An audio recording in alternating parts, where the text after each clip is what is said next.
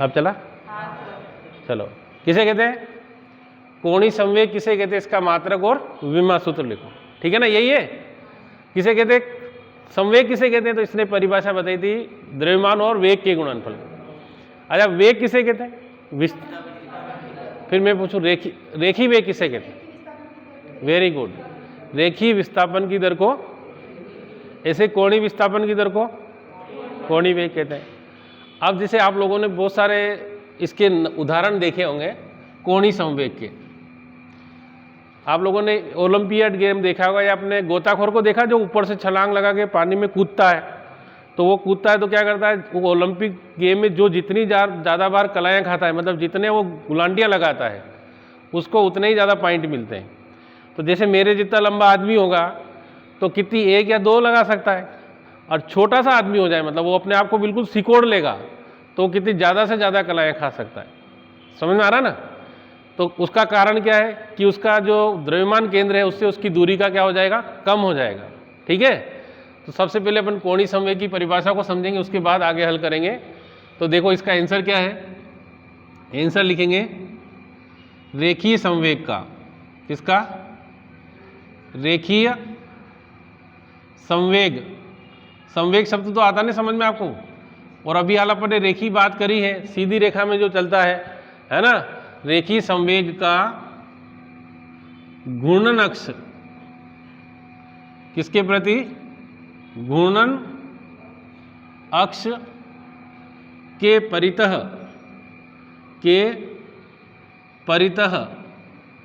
आघूर्ण क्या कहलाता है?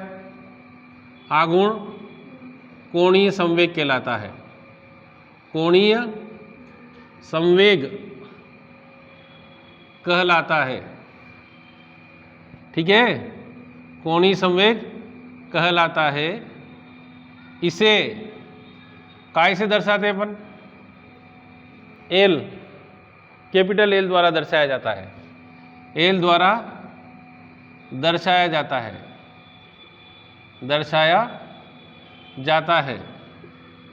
अब देखिए यहाँ लिखेंगे एल बराबर पी इंटू आर, ऐसे सदिश रूप में लिखेंगे। ये जो ऊपर अपने रेखाएं बना रखी इनको सदिश बोलते हैं। सदिश भौतिक राशियां किसे कहते हैं? वे भौतिक राशियां जिसमें दिशा और परिमाण दोनों हो, वे भौतिक राशियां जिसमें दोनों, उसे कौन सी राशि कहते हैं? सदिश। और अदिश किसे कहते हैं? जिसमें परिमाण हो। उदाहरण के लिए जैसे मेरा द्रव्यमान है, कहीं भी नापेंगे तो 100 किलो है तो 100 किलो रहेगा, 50 किलो नहीं होगा। जबकि वेग को किस दिशा में, अपन बल किस दिशा में लगा रहे हैं, कल उदाहरण बताया था मैंने आपको पुश और पुल का, ठीक है कि नहीं। तो मैंने बताया रेखीय संवेग का घूर्णन अक्ष के परितः आघूर्ण कोणीय संवेग कहलाता है। इसे एल द्वारा दर्शाया जाता है। एल बराबर कितना हो गया? P into R. अब इसका मात्रक कैसे निकालेंगे? मात्रक निकालो। एल बराबर पी क्या है? रेखीय संवेग है। रेखीय संवेग का मात्रक कितना होता है? तो यहाँ इसका मात्रक किलोग्राम गुणित मीटर प्रति सेकेंड गुणित आर का क्या होगा? मीटर। तो एल बराबर कितना हो जाएगा? किलोग्राम गुणित मीटर स्क्वायर प्रति। अब विमा सूत्र निकालें। देखो विमा सूत्र एल बराबर द्रव्यमान का विमा सूत्र कितना है बच्चों? एल, एम लंबाई का है एल की घात 2, और ये बटे में समय है तो इसका कितना आ जाएगा? टी। तो इसको ऊपर ले जाएंगे तो एम एल की घात 2 और टी की घात -1, ये इसका विमा सूत्र आ गया। कौन सी राशि है ये? सदिश राशि। कौन सी राशि है? तो आपको कोणीय संवेग समझ में आ गया होगा कि किस रेखीय संवेग का घूर्णन अक्ष के परितः आघूर्ण कोणीय संवेग कहलाता है। इसे एल से दर्शाते हैं। हो गया? अगला प्रश्न बताओ जल्दी से। अगला प्रश्न क्या है? हाँ, जड़त्व आघूर्ण और कोणीय संवेग में संबंध लिखो। लिखो आप प्रश्न, बहुत महत्वपूर्ण प्रश्न है। क्या प्रश्न है लिखेंगे? जड़त्व आघूर्ण और कोणीय संवेग में संबंध लिखो। बहुत इंपॉर्टेंट क्वेश्चन है ना। देखो हम करते हैं इसको।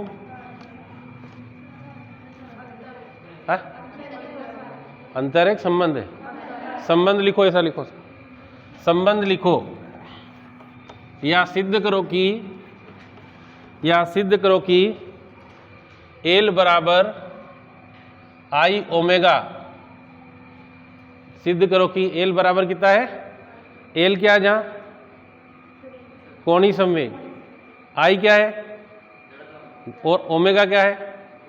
कोणीय वेग। सिद्ध करो कि आई एल बराबर आई ओमेगा, जहां एल क्या है? कोणीय संवेग है, आई क्या है? जड़त्व आघूर्ण है, और ओमेगा कोणीय वेग है।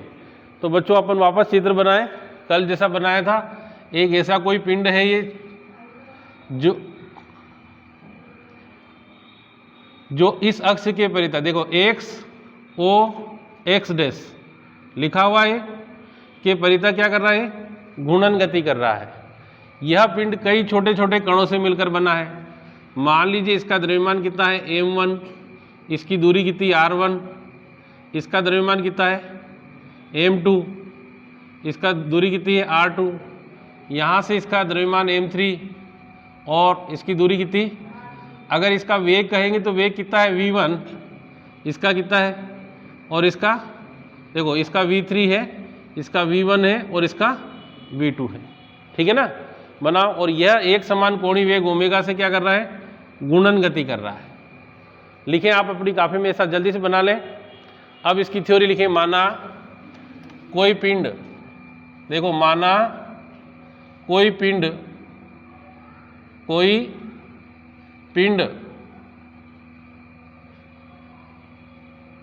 कई छोटे छोटे कणों से मिलकर बना है। कई छोटे छोटे कणों से मिलकर बना है। कणों से मिलकर बना है। ठीक है ना? जिनके द्रव्यमान कितने हैं बच्चों?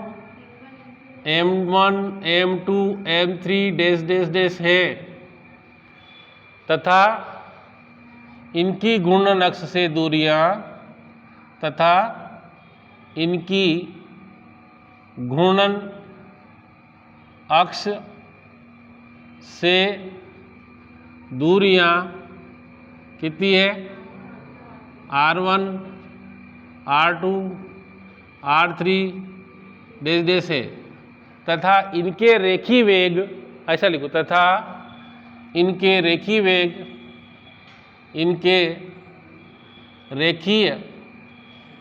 वेग कौन कौन से बच्चों? v1 v2 v3 dash dash dash है। समझ में आ रहा है?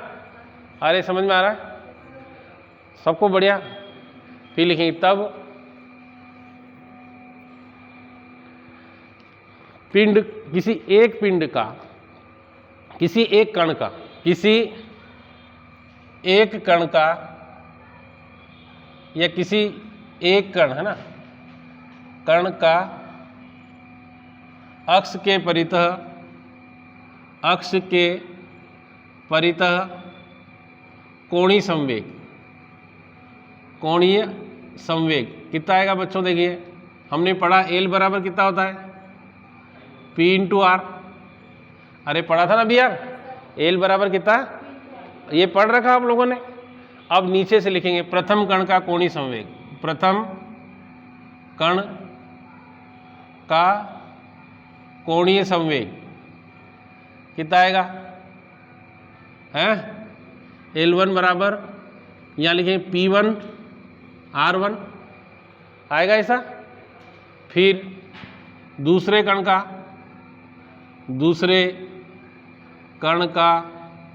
कोणीय संवेग, अभी हाल पढ़ा था अपन ने संवेग को वापस।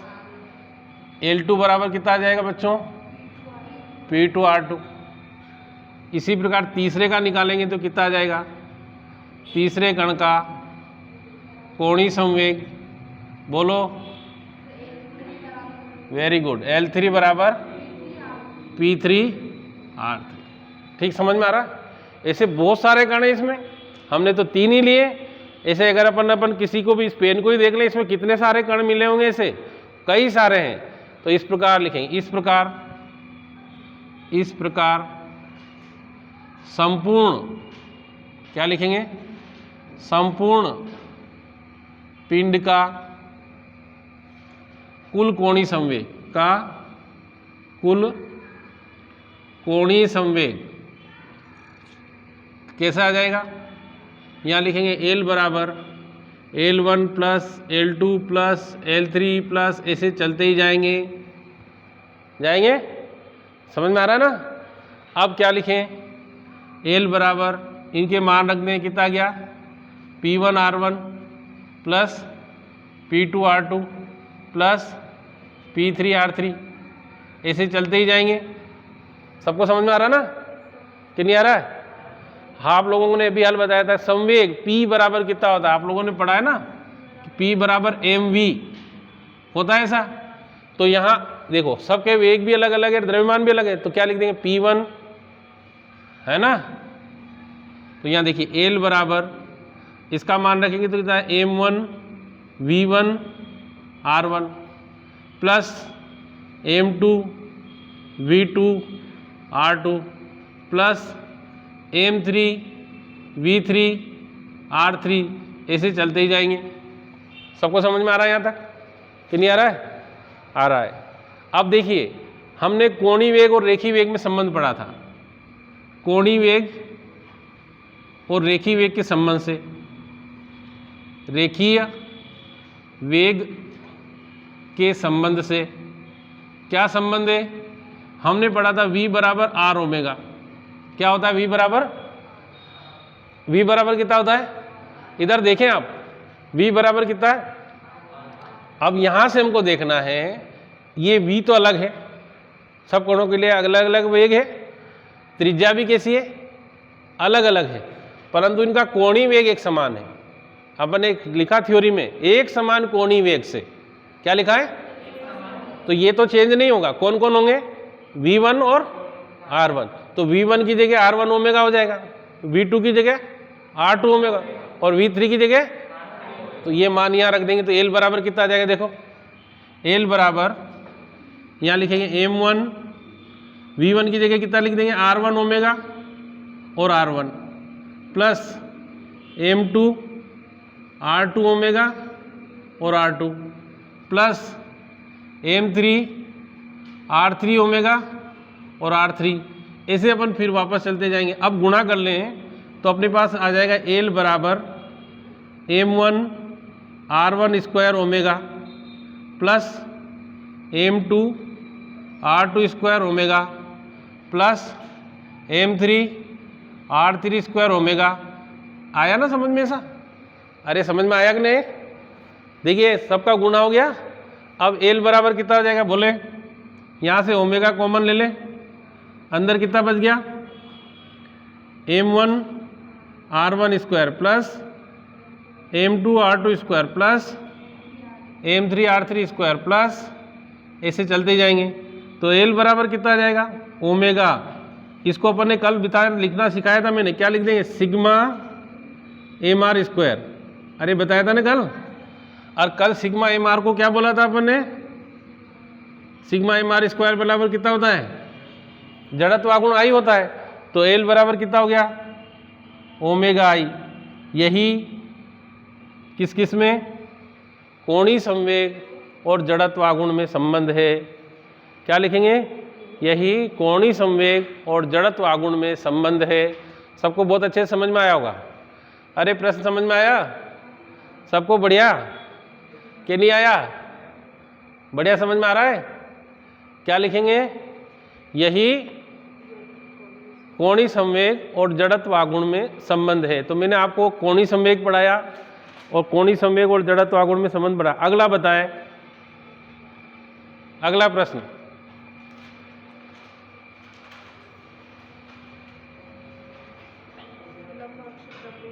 हाँ, यस यस यस यस, बहुत बहुत इंपॉर्टेंट क्वेश्चन है, बहुत महत्वपूर्ण प्रश्न है। इसको बंद कर दें अपन।